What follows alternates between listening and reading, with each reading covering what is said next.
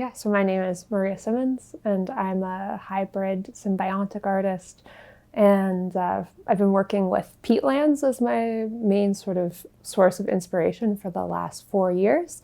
I'm currently a PhD student at Concordia, and I'm from Guelph/Montreal these days.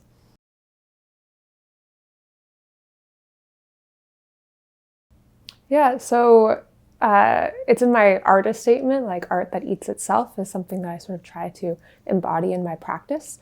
And so the way that I see this taking form is it's like part of the work actively, but it's also part of sort of the preparation ahead of time and after of making the work. So often the work that I make is sourced from older works. So a lot of the work that I make, a lot of it will decompose over time, but then the elements that don't decompose, I generally will recycle into new works. So I keep that in mind when I'm thinking about what sort of work I want to make and how I want these material artifacts to be sort of like eaten by the new works that I conceptualize over time.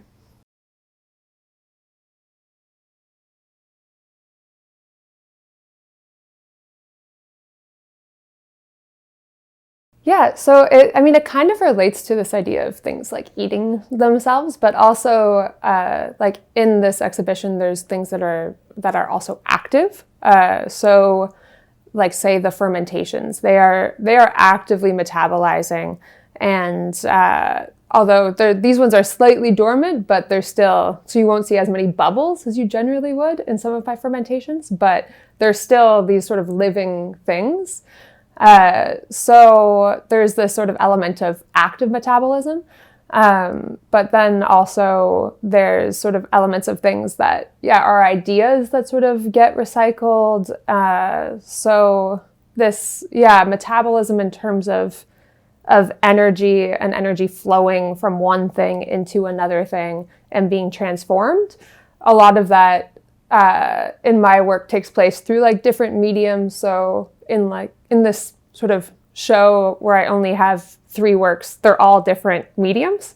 So the same sort of ideas get digested and reformed in different ways.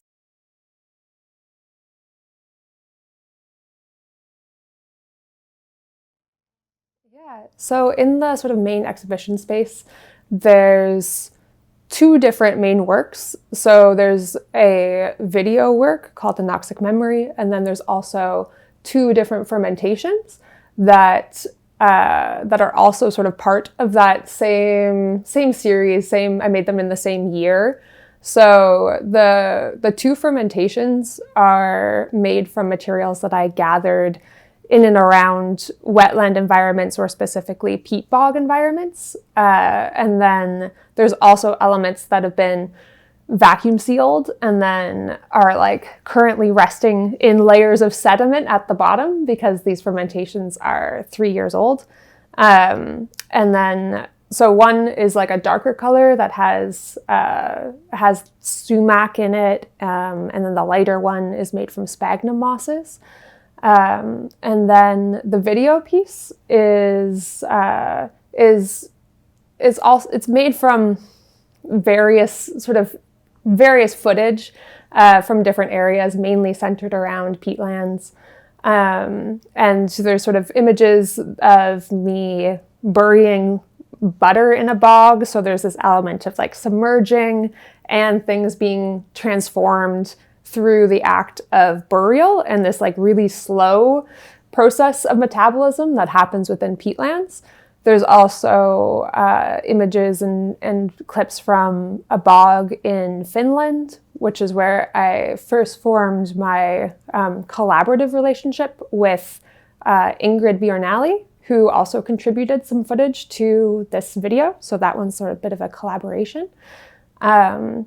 And then in the vitrine area, there's 3 different sculptures. They're a combination of ceramic and 3D print. And they reflect different sorts of either like plant matter, biological material that are found in bogs, paired with some elements from bog mythology. Two of them are inspired by the pitcher plant, which is this carnivorous plant that lives in these bog ecosystems in North America. And so it's carnivorous, so it lures in prey using scents that often as humans we can't necessarily smell. So something that really interests me with the bog is that it is an environment that's not very conducive to human activity. So, you know, you'll get stuck in the bog and it's like very buggy. It doesn't really want you to be there as a human. But yet there are these elements that lure you in. Like there's often really beautiful berries in the bog, or there's mythologies of hearing sounds of like a baby crying that like lures you in. So these carnivorous plants, and it being this environment where these carnivorous plants exist in, it kind of deals with this push and pull of wanting to draw things in and also push you away. Which I think relates to this idea of metabolism and cycling things through. And then, so those two are these like pitcher plants that are made from ceramic. And then the bases are 3D printed material that's made through a process of 3D scanning. So I made objects by hand and then 3D scanned them, modeling them after different 3D scans of bog terrain. So it is sort of this process of translating and reinterpreting. And that same sort of translation is also an element that is in the video piece as well. There's elements that are done through photogrammetry and 3D scanning. So there's this sort of repetition and retranslation of the bog environment. I'm curious how you got into working with biomaterial and creating works from the biomaterial. If you can speak to that journey of where you, I suppose, the start of your creative journey, what that looked like, whether or not you were working with biomaterials, to today. Yeah, so this is like, it's a long journey that starts in my undergraduate studies. So like most artists, I started out thinking I was a painter and then very quickly realized I was not a painter. And then I started working with natural dyes and foraging plants to make dyes. And I was working a lot with like textile work and soft sculpture. And through like a process of feedback and critique and sort of that kind of loop that happens, I figured out that what I was actually really interested in was the plants themselves and not so much what the plants could do for me as a human. So that was sort of the main departure point where I stopped just sort of looking at plants as a sort of material to be extracted from and started looking at plants more for what they could contribute to the artwork as a sort of living being. Awesome. And then for artists who are venturing into working with biomaterials like you have, like you spoke about starting with painting and then going into using biomaterials, if they also wanted to do something similar, what would you advise them? What would you caution them based on your experience in, because I would imagine that it looks very different. I would imagine that it looks a little bit more labor is involved. Yeah, that's a great question. I think, I don't know, there's a lot of artwork out there that uses plants that isn't necessarily done in a totally collaborative way. If like you can sometimes, it's well worth it in its own right as sort of these plants as symbols sometimes, but it's not necessarily rooted in like in a collaborative sort of spirit. So I think that's something to be aware of, because sometimes you'll see plants incorporated into artworks and you'll think that it's sort of coming from a certain place, but it's not. So oftentimes plants in exhibitions will be replaced. And so they always look perfect because it sort of upholds this idea that the plant has to be alive, it can't die, but yet the systems aren't in place to actually support it. So that's something that I would caution against, is this idea of what working with plants should look like without necessarily doing the legwork to figure out what they need.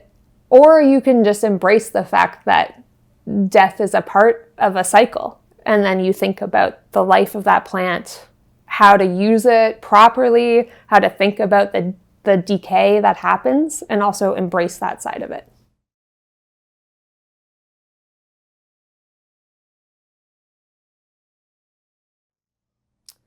I would like there to be conversations about these sort of like these environments like peatlands that a lot of times people don't have the opportunity to experience firsthand. So one of the things that's beautiful about art, and especially sort of more sensory art that participates in sound and maybe scent or even like taste, is that it can sort of it can make these experiences. So it allows people to step into relationship with an ecosystem that you wouldn't always get to experience. And then thinking about that ecosystem on multiple scales. So thinking about the microbes that live there, thinking about the different sounds, the different plants, and being able to attune yourself to this sort of different timing and different mode of perception.